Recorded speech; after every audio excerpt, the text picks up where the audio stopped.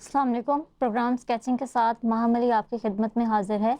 पिछले प्रोग्राम्स में हम स्टिल लाइफ पे काम कर रहे थे। आज के प्रोग्राम में हम थोड़ा पर्सपेक्टिव को सीखेंगे कि पर्सपेक्टिव क्या है और पर्सपेक्टिव के हिसाब से चीज़ें कैसे बनाई जाती हैं।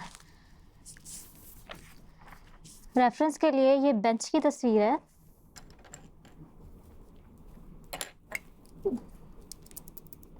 पर्सपेक्टिव ये होता है कि एंगल क्या है। अगर मैं इस लाइन को लंबा करूं, यहाँ से ये लाइन और ये लाइन, अगर ये आगे जाएं ऐसे तो किसी एक पॉइंट पे जाके ये सारी लाइंस जुड़ जाएंगी। उस पॉइंट को हम वैनिशिंग पॉइंट कहते हैं। जिस तरह अगर कोई सड़क वगैरह है तो सड़क के ऊपर जब हम देखते हैं कि हम अगर सीधा इस तरह सड़क पे खड़े हैं तो ये सड़क आगे जाके कहीं ना कहीं ख़त्म हो रही है। मतलब वैसे ख़त्म नहीं हो रही लेकिन हमारी आँख नहीं देख पाती। तो उसके हिसाब से यही होता है कि ऐसे ये लाइनें कहीं जाके, मतलब ये तो पेपर छोटा है तो इतनी डिटेल में नहीं जा सकती चीज़, वरना इस तरह से ये जाएंगे और आगे जाके किसी एक पॉइंट पे ये सारी लाइंस एक जगह जाके जुड़ जाती हैं, जिसको हम वैनिशिंग पॉइंट कहते हैं। वैनिशिंग पॉइंट वो है जहाँ तक आपकी आंख देख सकती है, आगे आपकी आंख नहीं देख सकती।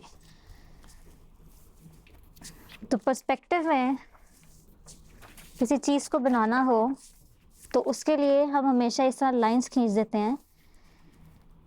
ये पर्सपेक्टिव में बनाने और सिखाने का मकसद ये है कि जिस तरह अगर आपने बेंच किसी रोड साइड पे दिखाना है, जिस तरह यहाँ से साइड पे एक रोड है, यहाँ पे मतलब फुटपाथ है, उसके ऊपर ये बेंच पड़ा हुआ है, ये पीछे कोई बाग है, आगे रोड है, तो ये सारी चीज़ें बनानी हो एक पेपर पे तो उसके लिए पर्सपेक्टिव आना ज़रूरी है। तो जिस तरह इसके ऊपर ये लाइंस लगी हुई हैं,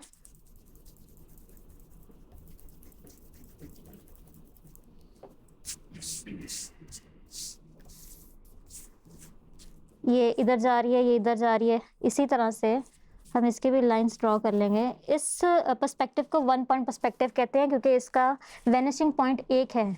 तीसरा हमने यहाँ पे देखा था कि ये लाइंस आगे जाके जो जुड़ रही हैं तो ये एक पॉइंट बन रहा है। अगर इधर जाएंगे तो ये तो खुलता जाएगा। अगर यही रोड साइड हो, जिस तरह ये मैंने आगे रोड का समझाया है, तो एक रोड इधर जा रही है, एक इधर जा रही है। अगर आप कॉर्नर पे खड़े हैं तो इसका अलग से एक वैनिशिंग पॉइंट बनेगा, यहाँ से एक अलग से वैनिशिंग पॉइंट बनेगा। तो ये 2 पॉइंट पर्सपेक्टिव है। लेकिन आज के प्रोग्राम में हम 1 पॉइंट पर्सपेक्टिव को समझ रहे हैं। तो उसके लिए सिंपल ये है कि एक ये लाइन है, दूसरी लाइन ये, तीसरी ये और चौथी ये आगे जाके किसी एक पॉइंट पे जाके जुड़ रही हैं। तो एक सिंपल सा इसको ड्रॉ कर लेते हैं। अच्छा, एक हमेशा किसी भी ड्राइंग का रूल होता है, चाहे आप पर्सपेक्टिव में काम कर रहे हैं, सिंपल काम कर रहे हैं, जिस तरह हमने बाकी प्रोग्राम में सिंपल स्टिल लाइफ बनाई है, कि ये वाली लाइंस तो टेढ़ी हो सकती हैं लेकिन ये जो ऊपर से लाइन आ रही होती है ये हमेशा सीधी रहती है। तो ये लाइन हम सीधी ही लगाएंगे। उसके बाद ये लाइन ये ऐसे बन रहा है। यहाँ से जिस तरह हमने पहले हमेशा ये किया है कि जितना गैप यहाँ से है उतना गैप यहाँ से, जितनी टेढ़ी ये लाइन है उतनी टेढ़ी वो लाइन। इसमें पर्सपेक्टिव में जब काम कर रहे हो तो ये रूल नहीं होता क्योंकि आगे जाके ये लाइनें तंग होती जाती हैं। जिस तरह ये गैप है, ये गैप आगे जाके कम होता जा रहा है। तो इसी तरह इधर भी ये यहाँ पे गैप ज़्यादा है, यहाँ पे गैप कम होगा।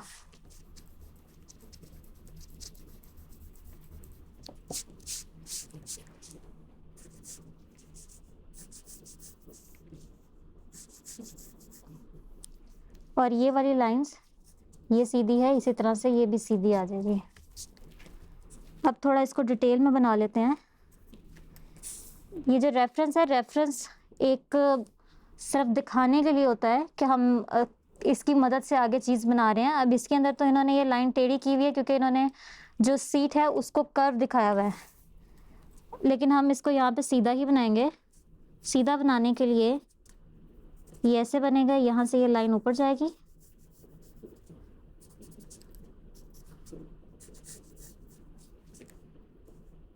और ये बीच में गैप है, इसके भी गैप डाल देते हैं।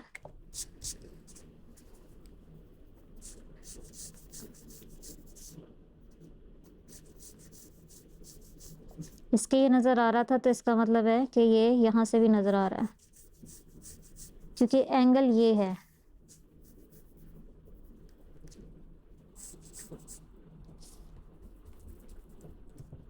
जिस तरह लाइन का एंगल चेंज हो रहा है, उस तरह से ही आगे की जो चीज़ें हैं ये भी चेंज होती जा रही हैं। अब जो इसकी बेंच की टांगें हैं, इन्होंने तो पूरा सर्कल वगैरह बना के पूरी कनेक्टेड दिखाई हैं, लेकिन हम वैसे बनाएंगे कि ये यहाँ पे आ रही हैं तो ये इधर आएगी, ये इधर जा रही है, ये इधर और ये इधर। और वो दिखाने के लिए जिस तरह हमने पहले स्टूल चेयर इनकी टांगे बनाई हैं, उसी रूल से हम ये बनाएंगे कि ये भी ड्रॉ कर लेते हैं। बाकी तो नीटनेस के वक्त ये सारा रेज हो सकता है। ये सीधा है तो ये भी बराबर आएगा, इधर से ये दो बराबर आएंगे।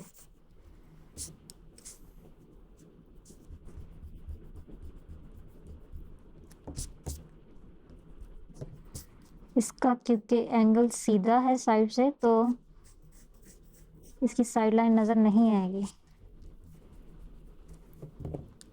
जो पिछले प्रोग्राम्स में हमने सीखा है ना कि अगर टेबल ऐसे है तो ये इस तरह से ये साइड से नज़र आ रहा होता है, या ये इस एंगल पे नज़र आ जाएगा या दूसरे एंगल पे नज़र आ जाएगा, या ये सिंपल ऐसे कि टेढ़ा दोनों तरफ से नज़र आ रहा है। लेकिन क्योंकि ये इसका एंगल ऐसा, इसका पर्सपेक्टिव ऐसा है, तो इसके ये नज़र नहीं आएगी।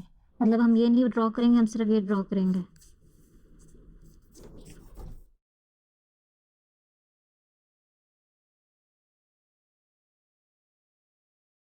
इसकी लाइन को भी सीधा कर लेते हैं, ये यहाँ पे आएगी, ये नीचे से नज़र नहीं आना तो ये यहीं पे छोड़ दिया। इसकी लाइन भी सीधी ऐसे, इसकी भी साइड नज़र नहीं आ रही, बल्कि नहीं, इसकी ये इस साइड पे ज़रा सा बस नज़र आएगा। और ये कॉर्नर है तो इसका ये नज़र आना है। जिस तरह ये कॉर्नर नज़र आ रहा है उसी तरह से ये कॉर्नर बनेगा। जो बीच की स्पेस थी वहाँ से लकड़ी पीछे से गुजरती हुई नज़र आएगी। ये भी पिछले प्रोग्राम्स में मैंने जिक्र किया है कि अगर हम इसके एजेस को शार्प रखेंगे, कॉर्नर प्रॉपर बनाएंगे, तो इसका मतलब है कि वो सख्त है, प्लास्टिक का बेंच हो सकता है, वो लकड़ी का हो सकता है। अगर मैं इसी को ये सॉफ्ट कर दूंगी तो वो फोम की चीज़ हो सकती है। तो ये क्योंकि इसके ये कॉर्नर जो हैं ये शार्प हैं, बिल्कुल प्रॉपर एक कॉर्नर बन रहा है, तो इसका मतलब है कि ये या तो प्लास्टिक का है या फिर ये लकड़ी का है, मतलब हार्ड ऑब्जेक्ट है ये।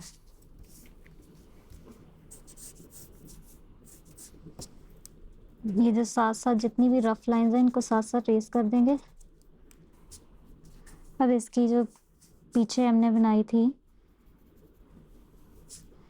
इसको थोड़ा कर्व भी कर लेते हैं, क्योंकि वो पर्सपेक्टिव के हिसाब से बेहतर लग रहा है। तो जिस तरह इन्होंने कर्व किया हुआ है, रेफरेंस में कर्व है, इसी तरह से कर लेते हैं। तो वो कर्व लाइन जाएगी ऐसे,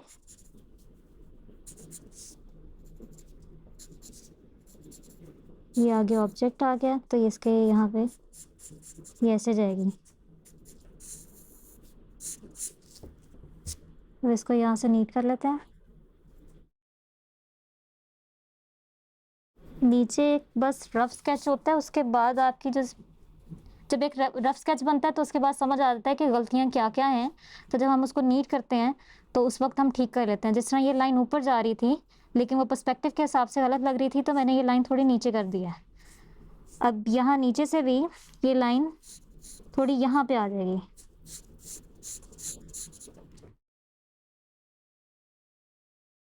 अब जितना ये कर्व किया है उतना ही इसको कर लेते हैं। ये नीचे से नज़र नहीं आना क्योंकि ये बेंच आ गया, तो ये बन जाएगा ऐसे। ये जो इसकी साइड वाली जगह है वो यहाँ पे आ जाएगी, और ये नीचे आके बस ये इतना सा नज़र आएगा। अगर ये देखें, अगर ये लाइन जा रही है तो यस ये यहाँ पे आएगी,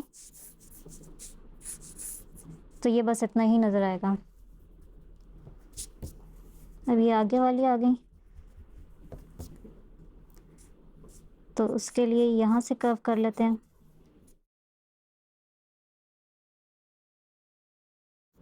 जितना उसको किया उतना ही इसको, और ये साइड वाली लाइन होगी। ये यहाँ से थोड़ा सा एंगल और चेंज कर देते हैं, यहाँ पे ले आते हैं। ड्राइंग और पेंटिंग को वैसे हमेशा दूर से देखते हैं। आप ड्रॉ करके इस तरह दूर करके देखें, अगर आपको पर्सपेक्टिव सही लगता है तो ठीक है, वरना इस तरह दूर करके देखने से ही काफ़ी सारी गलतियां पता लग जाती हैं। कि पहले हम जो भी ऑब्जेक्ट वगैरह बना रहे थे उसका ये था कि अगर ये सामने ऑब्जेक्ट है, मतलब इस तरह से, तो बैकग्राउंड की लाइन ऐसे लग रही थी। चाहे वो ऑब्जेक्ट अब इस रुख पड़ा हुआ था तो भी बैकग्राउंड की लाइन ऐसे जा रही थी। लेकिन हम क्योंकि पर्सपेक्टिव में काम कर रहे हैं तो इसका मतलब है कि अगर ये किसी सड़क वगैरह पे ये बेंच पड़ा हुआ है तो इसकी जो बैकग्राउंड की लाइन है वो यहाँ पे लगेगी। कि जितना ऊपर बेंच टेढ़ा है वो पर्सपेक्टिव में जा रहा है तो ये लाइन भी पर्सपेक्टिव में जाएगी, क्योंकि हम ये एक रोड साइड पे दिखा रहे हैं।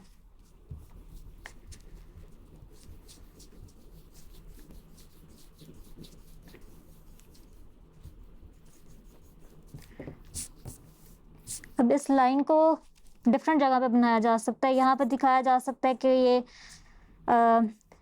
फुटपाथ पे पड़ा हुआ है, जिसके लिए हम यहाँ पे भी लाइन लगा देंगे, या ये लाइन ही यहाँ पे लगाई जा सकती है कि ये पीछे पड़ा हुआ है, घास वगैरह पे पड़ा हुआ है। और अगर हम ये फुटपाथ बनाएंगे तो उसके लिए हम इस तरह से लाइन लगा देंगे कि ये सड़क से ऊंचा है। मतलब ये डिफरेंट जगह पे डिफरेंट तरीके से लाइन लगाई जा सकती है। मकसद बताने का ये है कि अगर पर्सपेक्टिव में जब आप चीज़ बना रहे हैं और वो टेढ़ी चीज़ बन रही है कि उसका कोई वैनिशिंग पॉइंट जाके आगे बनना है, तो इसका मतलब है कि उसकी जो बैकग्राउंड की लाइन है वो भी उसके हिसाब से ही लगेगी। आज के प्रोग्राम में हमने पर्सपेक्टिव बनाना सीखा है। हमने सीखा है कि वन पॉइंट पर्सपेक्टिव क्या होता है, वैनिशिंग पॉइंट क्या है, अगर रोड साइड पे बेंच पड़ा हुआ है तो उसको कैसे बनाएंगे, एक सिंपल रोड को कैसे बनाएंगे। इंशाल्लाह अगले प्रोग्राम में हम इस बेंच में आगे शेडिंग करेंगे, लाइट को समझेंगे कि लाइट कहाँ से आ रही हो तो किस तरह से शेडिंग होगी। तब तक के लिए दीजिए इजाज़त। अल्लाह हाफ़िज़।